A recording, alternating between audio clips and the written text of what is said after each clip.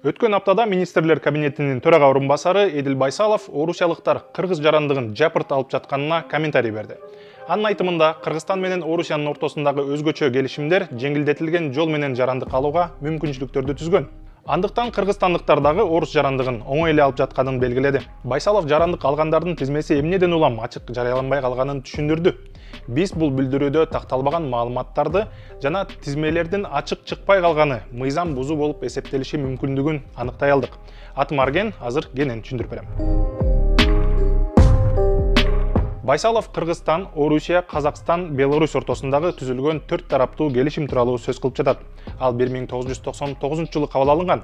Анда эки негизги топ жеңилдетилген түрдө жарандык ала алат. Алар 1991-жылдан мурун төрөлгөндөр жана 4 өлкөнүн биринде жакын туугандары барлар.